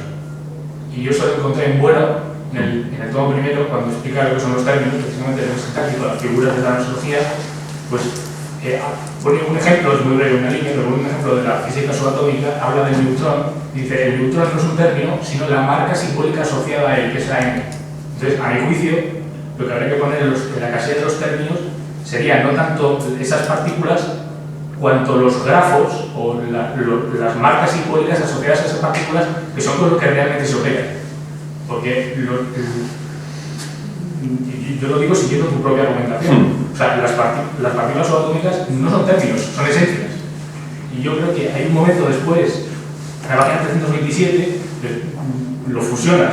Dices, el electrón no es un referencial fisicalista, sino una esencia, un término esencial resultante de un teorema bajo el modo de la definición. Yo esto no acabo de entenderlo, es decir, es una esencia, es un término, esta es la cosa. Vale, yo lo que diría es que yo no tengo tan claro que se pueda hacer una correspondencia entre términos referenciales, operaciones, fenómenos, son figuras tridimensionales. Entonces, cuando Bueno, si recuerdas, plantea los ejes, hay un dibujo que es el de los estes, se combinan todos con todos, son como dimensiones. Y si son dimensiones, un determinado objeto puede tener diferentes. Quiero decir, cuando él plantea ese cubo que plantea que tiene como el cubo está lleno entero, es decir, que un mismo término puede aparecer en diferentes casillas en el eje semántico. Es decir, yo creo que esa correspondencia no está tan clara, porque a mí, y con esto no quiero decir que esté resolviendo el problema, yo creo que aquí lo que yo intenté es problematizarlo y señalar lo siguiente. A favor de que el electrón sea término, es que, por ejemplo, en un tubo de rayos catódicos estamos manejando electrones. Claro, es cierto, me dirás, bueno, no, en cierto modo lo que manejas son ondas electromagnéticas que luego descompones en electrones y tal, cuando los ves como puntitos que llegan aquí y tal. Pero en cierto modo lo estás manipulando, es decir, es muy difícil. Tampoco quisiera quedarme en una especie de materialismo corporista donde solamente somos capaces de manipular lo que tiene una escala corpórea, ¿no? Entonces, en ese sentido, asumiendo que hay una dificultad que yo no lo veo claro, mi respuesta sería, en primer lugar, que no está tan clara la correspondencia de términos con... O sea, que no es que los tres ejes vayan la primera entrada con la primera entrada y la primera entrada, ¿no? Sino que puedan haber varias dimensiones. De hecho, yo diría que un electrón a mí me recuerda como, por ejemplo, cuando en matemáticas tenemos multiplicando en un polinomio un monomio que sea así, x y z, ¿no? Y para que no sea cero, sabemos que no tiene que ser cero ni x, ni y, ni z, ¿no? Entonces, para mí un electrón sería una especie de monomio con esas tres letras, de manera que para que el electrón exista, tiene que haber algo en M1, algo en M2 y algo en M3. Y si se anula alguno de esos factores, desaparece el electrón, ¿no? Es decir, el electrón dependería y eso es lo que va a la idea de los géneros, ¿no? De que los géneros no serían como mundos apartes y el electrón, en vez de ponerlo en M1 lo pongo en M3, sino que habría que ver el electrón como una especie de mezcla de los tres géneros. En M1, ¿qué tendríamos? Pues ciertos fenómenos corpóreos, puntitos en una placa fotográfica, tal cual. En M2, una serie de aparatos técnicos, tal, manipulaciones, y en M3 efectivamente ese registro simbólico con sus leyes, etcétera, etcétera.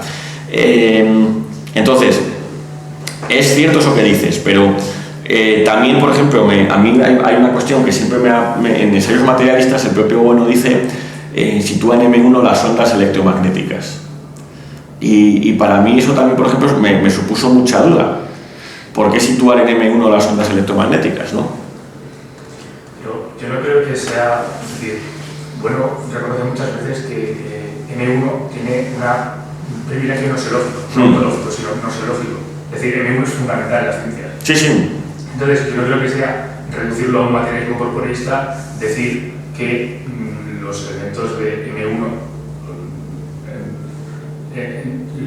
los cuerpos, en definitiva, lo que es operable. Esto, por cierto, me acordé porque lo leí precisamente a leer tu libro, el artículo sobre las categorías de las ciencias físico-químicas en las actas del Congreso de Metodología de las Ciencias, tiene un párrafo donde precisamente reconoce el mismo problema.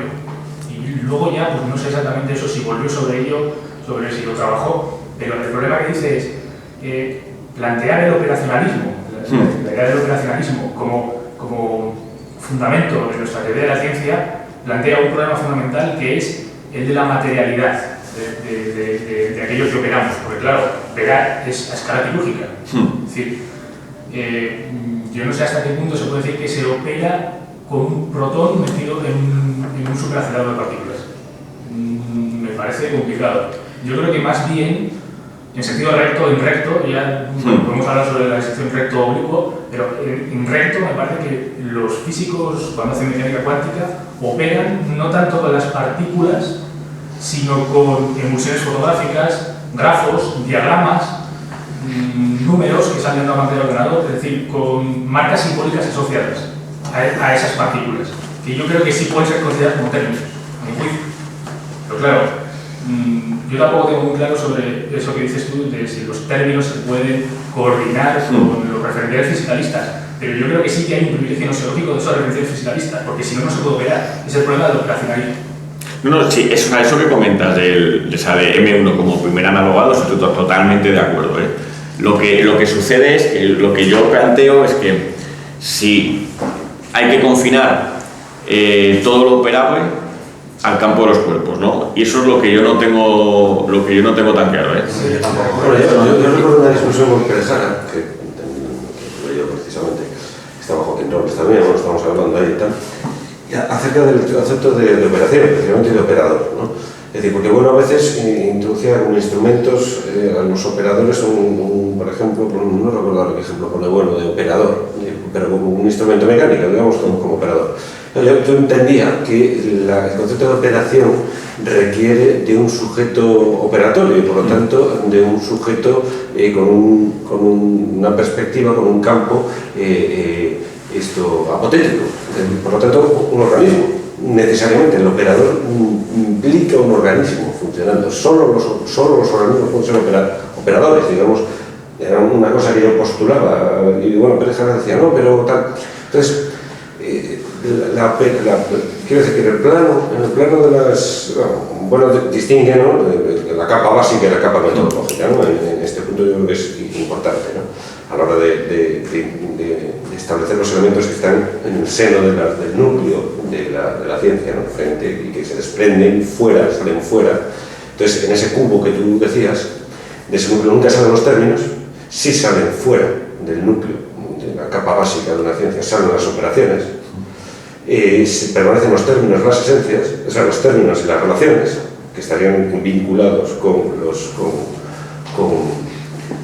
términos estarían vinculados con los referenciales, aunque no del todo, porque, claro, precisamente un referencial, vamos a ver, el referencial en cuanto que, vamos a poner un ejemplo cosmológico precisamente, la estrella de la mañana y la estrella de Marte,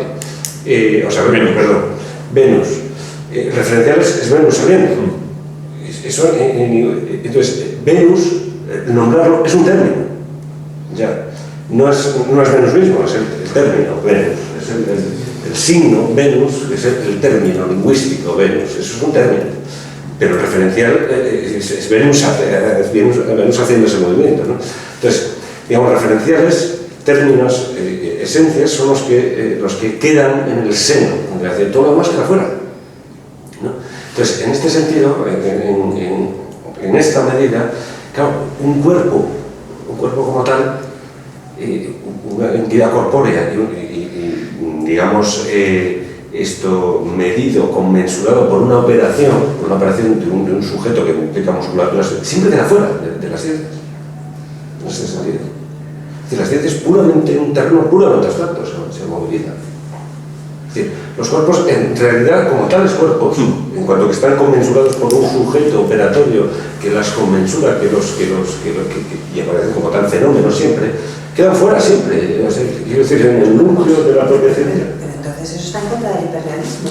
No, porque el hiperrealismo, la tesis del hiperrealismo lo que hace es que, la tesis así formulada es que las ciencias producen la realidad, es decir, pero esa realidad abstracta no quiere decir que no sea una realidad. Es una realidad abstracta, pero es tan firme, digamos, pues es una especie de mundo platónico y tal, pero vamos, Pero los cuerpos, te estás refiriendo, por ejemplo, a los planetas. Te estás refiriendo, o sea, ¿qué tipo de cuerpo? El planeta es una referencia. Porque hace ese sujeto operatorio, pero los cuerpos propios del campo no pueden quedar fuera, es la propia ciencia. No, pero es lo que decía Carlos, es decir, la elipse que forma la elipse que forma un planeta. Eso está en el papel, no es Claro, pero eso no sería el cuerpo, el planeta que realiza ese movimiento. Sí, pero la ciencia no está en el planeta que realiza ese movimiento, por así decirlo, sino que contempla eso, la ciencia lo contempla, pero una vez que se produce, digamos, el circuito científico, por así decirlo, el torbellino científico, vamos a decirlo así, es decir, que se incorpora. De hecho, el ejemplo que ahora dices me recuerda que creo que bueno viene a decir que en astronomía lo que hacemos es manejamos los planetas y claro, manejarlos sería un poco el mismo problema que con los electrones. En cierto modo, no los están manejando como manejo este libro, sino que dice a través de los aparatos proyectamos la luz y entonces es cuando ya tal, pero es nuestra forma de manejarlos. Entonces, en ese sentido, a mí me parece, perdona, excesivo, claro, eliminar ya los cuerpos de la ciencia. Y sobre todo la discusión que se está viendo aquí, claro, yo iba a llegar por ejemplo, al ejemplo de la música. No eliminarlos, no. Claro, yo creo que sí es bueno, yo he leído que M1 no se puede reducir a los cuerpos. Yo creo que eso sí debería aclararse. Y que es lo que se está discutiendo en el fondo aquí, ¿no? Y, por ejemplo, en un fenómeno acústico, pues las ondas acústicas no son corpóreas. Y sin embargo es M1, realmente. Es decir, que ahí está clarísimo, vamos. Ya lo de la eliminación de los cuerpos no me quiero meter ahí. No, te quiero decir que no es que se eliminen los cuerpos, o sea, que se abstraen. Que se abstraen, quedando abstraídos. Vamos a ver, si contemplamos como el núcleo de la ciencia, la capa básica y la capa metodológica de las ciencias, la capa básica, vamos, es el torbellino, digamos, es donde aparece la verdad científica, es digamos, un poco algo del artículo de los procesos tecnológicos, ¿no? Es decir, la densidad, digamos, de la realidad que produce la ciencia. Casi está reduciendo la M3 ya. Claro, eso es esencial. Eso es platonismo. Sí, no puede ser. Va contra del hiperrealismo. No, pero vamos a ver. Bueno, vamos a dejarlo. Digo, en cuanto que aparece en el núcleo de la ciencia. Es decir, Gustavo Bueno distingue entre capa básica y capa metodológica de las ciencias. Entonces, cuando hablo de las identidades sintéticas, que se cierran las identidades sintéticas como tales, esa densidad que cobra la ciencia como tal cierre, precisamente deja fuera, esto es así, esto tal vez así en la teoría anterior, deja fuera la capa metodológica, deja fuera del núcleo de la ciencia, no lo deja fuera de la ciencia. Es decir, la capa metodológica sigue siendo capa metodológica de las ciencias, pero digamos de su verdad, de la verdad de la ciencia queda fuera. Entonces, digamos, quedan fuera los fenómenos, esto es explícitamente dicho. ¿Sí? Los fenómenos, las operaciones, no solo los fenómenos, las operaciones. Y todo el eje pragmático, pero lo que tiene que ver con términos y relaciones, no. Con términos y relaciones no, y los referenciales tampoco. Entonces, los referenciales es el filtrado, digamos, de esa realidad, por así decirlo, a través de los referenciales, pero los referenciales sí, que aparecen los cuerpos ahí, pero una vez que se incorporan dentro, digamos, lo que hace la ciencia es abstraer esos cuerpos, por así decirlo. No lo veo, De hecho, un detalle y ahora interviene Iván, que le había pedido la palabra hace tiempo. Esto del problema, que es un problema muy complicado, ¿no? Y que el de la materialidad de los objetos cuánticos, ¿no? De los electrones, protones, etcétera, etcétera. Claro, desde el materialismo filosófico yo creo que a lo que podemos aspirar es a llamar la atención del problema que supone. Resolverlo es complicado, ¿no? Quizás apuntar alguna línea y tal, pero por lo menos dejar, como decía Bueno, en el mapa mundi indicado que hay una mancha, hay un borrón, ¿no? Yo recuerdo que cuando presenté por primera vez esto, que fue en el año 2006 en Santo Domingo de la Calzada, en un curso club de Filosofía de la Ciencia, presenté un esquema, un borrador del cuadro que aparece aquí, que luego intervino en un artículo y que luego aparece aquí.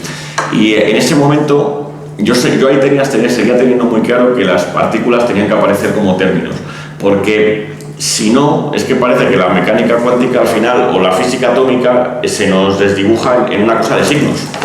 Y yo intentaba, como dicen que es la ciencia, bueno, que la física atómica no está tratando de los signos de los electrones, sino de las cosas mismas. Son los propios electrones los que forman parte del campo de la física atómica. Entonces, yo tenía muy claro que los electrones tienen que aparecer como términos. El error que cometí ahí, que luego Bueno me lo comentó hay un vídeo pirata que está por ahí, algún día habrá que subirlo. Yo seguí la idea esa de términos con referenciales, y entonces lo que hice fue meter a los electrones en los referenciales, y cuando los puse lo dije, digo, mi problema es este. Y Bueno, me acuerdo que me dijo en la intervención que tuvo que él pensaba que los electrones, cuando analizamos desde un punto de vista semántico, había que elevarlos a esencias, pero no dijo nada ni a favor ni en contra de lo de los términos. Aunque de nuevo estamos con el mismo problema, ¿no? Es como que es lo mismo, M1, M3, ¿dónde están?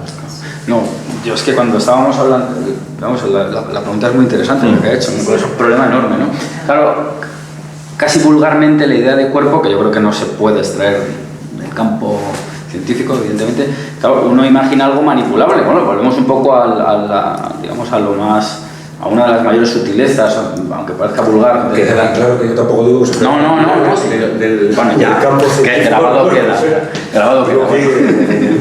No, quiero decir que a la escala antrópica es muy difícil entender como cuerpo los electrones y esos cuerpos que están fuera de nuestra escala y que solo se ha accedido a ellos precisamente, y esto refuerza lo didáctico que ha sido Carlos, aparte de profundo, y yo le felicito, y casi mi intervención es casi una excusa para felicitarle, tengo que decirlo, pero bueno, por terciar un poco en el asunto, que la dificultad que tenemos para manejar incluso la idea del electrón, quiero decir que tiene casi una dimensión gráfica. La propia idea del electrón tiene casi una dimensión gráfica porque tú no lo ves, puede parecer una vulgaridad lo que estoy diciendo, pero es que tú no lo ves, entonces lo que te llega pues es un poco lo que ha planteado también Carlos con respecto a estas ideas casi límite y casi imposible de alcanzar una cosmología, como como los aparatos nos llevan hasta un punto pero dejan en zonas oscuras otros, pues lo que estamos es en un problema ampliado con respecto a Ptolomeo, en el sentido de la cosmología que él manejaba. Hay que meter, pues, hay que meter otro tipo de epiciclos actualizados, por supuesto, para ir rellenando. Pero es que en realidad esa es la teoría de cierre categorial, va por ahí. Va porque la ciencia no sea una unidad que explicaría a todo el mundo toda la cosmología, y claro, pues ese es el problema realmente del materialismo. Pero yo creo que el problema con respecto al cuerpo, cuando uno se refiere a electrones, es que casi estamos a medio camino, lo que decía Carlos, entre algo identificable como cuerpo, como lo que se entiende como cuerpo, o un propio, o casi un grafo, ¿no? Porque ¿quién toca un electrón? Nadie, ¿no? Ese es el problema. Se me ocurre. Si recuerdas en la introducción a los ensayos materialistas, bueno habla sobre el significado filosófico de la mecánica cuántica y dice que consiste precisamente en romper los cuerpos, es decir, que no son cuerpos, sino que son, en todo caso, la proyección de una escala corpuscularista sobre otra escala que no es en absoluto corpuscularista. O sea, a mi juicio no son cuerpos en absoluto. Las partículas subatómicas, electrones, neutrones, lo que se quiera. No son cuerpos en absoluto. No, claro, sí, estoy de acuerdo. Lo que se discute es si son operables. Porque si concedemos que son operables, entonces lo que estamos diciendo es que los cuerpos no son el criterio de la operacionalidad, del operacionismo, como se quiera decir. Entonces, es un problema muy complicado. Salvo que un detalle, que admitamos que los seres humanos, los científicos, pueden construir aparatos que son corpóreos, pero que interfieren con objetos o entes que ya no son corpóreos, que yo creo que eso es lo que resuelve el papel de los aparatos. Y esto tiene que ver con lo de, si te recuerdas, lo del silogismo noseológico. Cuando analizo luego al final, en el capítulo, creo que es el 17, algunos problemas filosóficos de la mecánica cuántica, señalo que uno de los grandes problemas es el siguiente, ¿no? Que nosotros manejamos aparatos que manejan objetos cuánticos, y entonces por la ley del silogismo A implica B, B implica C, sacamos, nosotros manejamos directamente objetos cuánticos, y no, la clave está en el término medio, es el término medio, el aparato, el que da la clave del asunto. Entonces yo creo que... El aparato como relator, siempre. Entiendo yo que... Pero el aparato... Nunca como operador, es un poco o sea, el aparato sería lo que sí que sería corpóreo. Pero entonces podríamos seguir defendiendo que el criterio pero claro que a través de los aparatos podemos operar con... Lo que te da el aparato no son cuerpos. Lo que te da, el acceso que te da el aparato a eso, a los electrones, son grafos. O no están a escala corpórea. O si están a escala corpórea, están a nivel gráfico. Vamos a ver, una cosa es, a la escala corpórea tiene que volver para que nosotros podamos obviamente tener, entonces vuelve eso como una fotografía, etcétera, etcétera, vale, pero claro, desde el hiperrealismo tenemos que asumir que eso está ahí. Sí, pero que no es corpóreo. No, por supuesto, claro que no es corpóreo, si eso te lo acepto, sí. Por lo tanto, no se puede operar con él. Eso, la marca simbólica asociada. No, eso es lo que no tengo tan claro.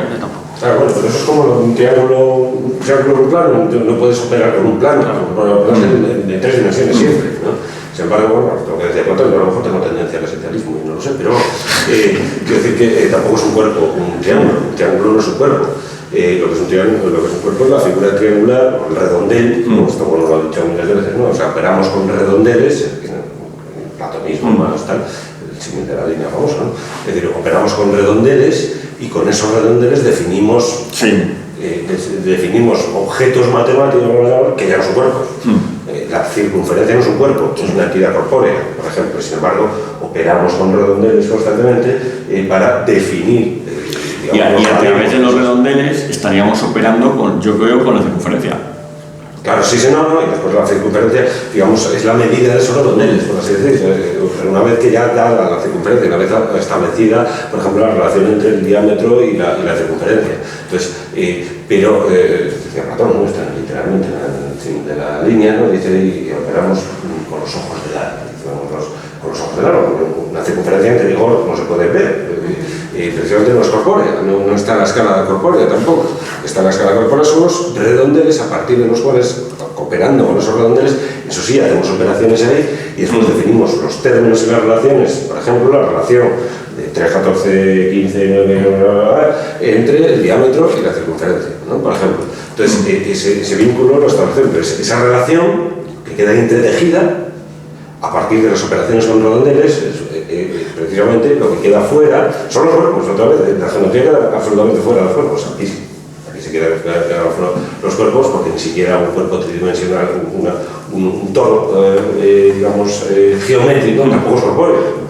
Es una forma abstracta. Pero Pedro, eso pasa igual incluso con los electrones. Todo el mundo, la posibilidad de operativa que tienen se hace a través incluso de esas representaciones. Todo el mundo, yo creo que todos los que estamos aquí, cuando hemos oído la palabra átomo, hemos visto una esfera con el electrón, el protón y el neutrón, ¿no? El modelo y vemos, de claro, es el sistema solar. efectivamente, son analogías y son semejanzas, y vemos las tres bolitas y unidas con una barrita al otro, el enlace covalente. Es decir, las representaciones están ahí, pero vamos, yo no creo que eso comprometa lo que ha dicho Carlos, creo. No, pero ahí a la hora de verlo como cuerpo, no deja de ser interesante.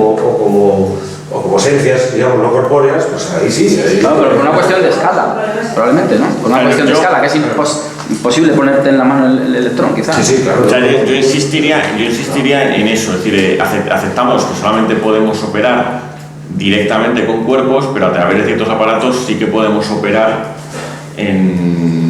con otros tipos de objetos que han sido cuerpos. O sea, el ejemplo que a mí me parece que es muy bonito, ese es el que has puesto de igual manera que a través del acelerador de partículas operamos con electrones, a través de los redondeles operamos con la circunferencia. Sí, efectivamente. Entonces, yo lo que quiero decir es que, por ejemplo, un aparato es un relator siempre, como bueno, habla de operadores, están hablando de los aparatos, habría que precisar más y tal, y bueno, que nos metemos un poco demasiado en la hoja, ¿no? Pero que, bueno, hablan a veces de operadores refiriéndose a los aparatos, pero es que la idea de operación implica un cuerpo, digamos, un sujeto con voluntad de inteligencia operando. Pero eso sería reducir ya todo al relator, pero tampoco es eso. En el caso de los electrones sí, podríamos hablar de eso. Pero claro, el eliminar del núcleo de la ciencia los cuerpos, biología, zoología, etc. No, por ejemplo, en el caso de la... Justo es el caso límite de la geometría. Incluso en geometría yo creo que no podemos prescindir de los redondeles. Yo creo que la capa metodológica. Ahí, bueno, vale. Es lo que yo creo que... Porque el campo de la geometría sí que es verdad que sería el privilegiado para hablar de esencias. Pero aún así yo creo que el problema es que se tiende a obviar los grafos, y yo creo que el problema fundamental son los grafos. Probablemente Platón cae en el esencialismo porque solo tiene la geometría. Tener, por ejemplo, la biología, que ya, por ejemplo, en el caso de la biología, las especies son entidades absolutamente abstractas, pero solo que se transforman, ¿no? Los individuos no se transforman, como te he dicho, o mueren o se perecen o sobreviven o se mantienen, ¿no? Es a través de los vínculos, lo que llama Darwin, pues la lucha por la vida, ¿no? Que en realidad lo que define la lucha por la vida, en el origen de las especies, dice, son los vínculos que se establecen de cada organismo con cada cual otro. O sea, son las relaciones que se entretejen entre todos los organismos y se implican las cooperaciones de los propios organismos. Que unos se devoran a otros, unos se mantienen, unos se reproducen muchas veces, otros una, otros ninguna. Entonces, es del campo de la biología, si uno puede eliminar todos esos organismos, esa naturaleza inquieta, digamos, orgánica, comportándose constantemente, y a partir del filtrado de esos organismos, aunque unos se reproducen una vez, otros ninguna y otros muchas, pues se produce la selección, ¿no? Entonces, y eso es el mecanismo de la transformación de unas especies en otras, ¿no? A partir de variaciones en especies anteriores. Entonces, pero claro, el concepto de especie, de nuevo, es un concepto abstracto, totalmente. Yo quiero subrayar un poco la idea de que efectivamente la abstracción es un concepto, bueno, que bueno trató de definir con lo de procesos pigmológicos, ¿no? Recordar aquello, pero que es un concepto que tendemos, digamos, por decirlo así, a filtrar la sensibilidad en el entendimiento constantemente. Yo creo que se produce un poquito, ¿no? Es decir, constantemente utilizamos lo que es un concepto puramente abstracto, por ejemplo, una especie biológica. Bueno, esto no pasa por Darwin, se mueren las especies no mueren nunca. Las especies no mueren nunca. Las especies se extinguen o se transforman, pero nunca mueren. Entonces, esta filtración constante por hablar en términos kantianos, de la estética en la lógica, ¿no? Esto es un peligro constante que estamos en este asunto, ¿no? Y hay que tener siempre mucho cuidado de no se filtre la estética en la lógica, ¿no? Algo así, por decirlo en términos kantianos. entendido bien tu postura, al final es que consideras que se puede operar directamente con cuerpos y que a través de ciertos cuerpos, que serían los relatores, los operadores, indirectamente se puede operar con otro tipo de realidades que no son corpóreas, pero que sí son operables, por tanto. Esa es tu posición. Sí, sí. Entonces, mi pregunta ya es, ¿tú crees que es pertinente, según esta posición tuya, traer a colación esta distinción que se ha introducido hace poco en el diccionario filosófico de Mario García Sierra entre conceptos rectos y oblicuos? Es decir, que lo que tú dices de un acceso directo puede ser un término inrecto, es decir, en sentido recto de un cuerpo que efectivamente no es un acceso directo, mientras que los electrones o en fin, otro tipo de realidades que serían operables pero de una forma indirecta, según dices tú, podrían ser términos en sentido oblicuo. Me tendría que estudiarlo, pero en principio lo que comentan me parece consistente. Yo creo que sí que se podría ver así. Es decir, yo creo que en ese sentido sí que se podría ver que hay una inrecto, podemos operar pues con cuerpos tridimensionales, digámoslo así, y con volumen que no sea cero, ¿no? Y que sean sólidos. Claro que tampoco podemos operar con gases directamente. Bueno, de hecho, mira, es que ahora mismo ese ejemplo me parece muy pertinente. Yo tampoco puedo operar, qué sé yo, con el aire, pero a través de un fuelle puedo operar con el aire. Es decir, ¿estás operando directamente con el aire? No, porque no es sólido, ¿no? Es aquello que dice, bueno, en la filosofía de las piedras, ¿no? Remedando un poco a Bersón, de que las piedras son los huesos de nuestro universo anteópico, ¿no? Pero a través del aparato, que es el fuelle, sí que soy capaz de operar con el fluido. Entonces, pero al final también con la música, en el sentido de que el fenómeno acústico no es corpóreo, pero tú, claro, a la hora de tocar el violonchelo, puedes efectivamente operar con el sonido. claro, sí. Con agudo, grave, etc. Así me hace. Pues, si no hay más cuestiones, muchas gracias por venir. Sí.